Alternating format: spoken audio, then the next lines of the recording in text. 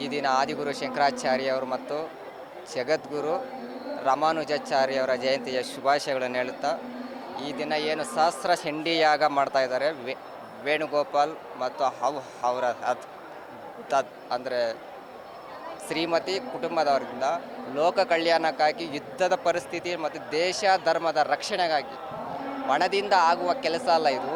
ಧರ್ಮದ ರಕ್ಷಣೆ ಅಂದ್ರೆ ಅದು ಭಕ್ತಿ ಶ್ರದ್ಧಾ ಸೇವೆ ಇದ್ದರೆ ಮಾತ್ರ ಆಗುತ್ತೋ. ಅದು ಲೋಕ ಕಲ್ಯಾಣಕ್ಕೆ ಮಾಡ್ತಾರೆ ಈ ಸಹಸ್ರ ಚಂಡಿ ಯಾಗ.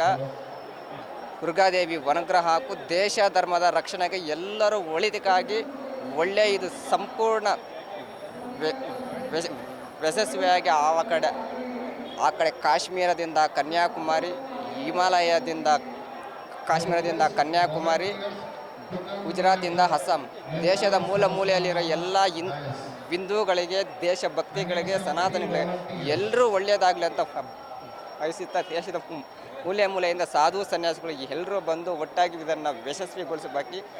ನಾಗಾ ಸಾಧುಗಳಾಗಿ ನಾವು ಎಲ್ಲೋ ಬದ್ರಿನಾಥಲ್ಲಿ ಇರಬೇಕಾಗಿತ್ತು, ಅಲ್ಲಿಂದ ಒಂದೇ ಒಂದು ಕಾರ್ಯಕೋಟಿ ಬರಲೇಬೇಕಂತ ಹೇಳಿದ್ರು. ಅದಕ್ಕೆ ಬಂದು ಎಲ್ಲರೂ ಸೇರಿ ಒಟ್ಟುಗೂಡೋ ಅಂದರೆ ಒಟ್ಟಾಗಿ ಶ್ರದ್ಧಾಭಕ್ತಿಗಳಿಂದ ಇದನ್ನು ಸಂಪೂರ್ಣ ಮಾಡೋದಂತ ತುಂಬ ಖುಷಿಯಾಗಿದೆ. ಆದರೂ ಇದು ಸಕ್ಸಸ್ ಆಗಿ ದೇಶ ಧರ್ಮಕ್ಕೆ ಒಳಿತಾಗಲಿ. ಸನಾತನ ಧರ್ಮದಲ್ಲಿ ಇದು ದೊಡ್ಡ ಒಂದು ಪ್ರಯೋಗ ದಕ್ಷಿಣ ಭಾರತದಲ್ಲಿ ಮಾಡ್ತಾ ಇದ್ದಾರೆ.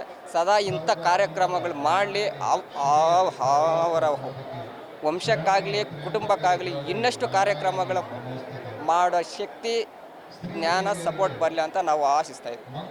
ಜೈ ಹಿಂದ್.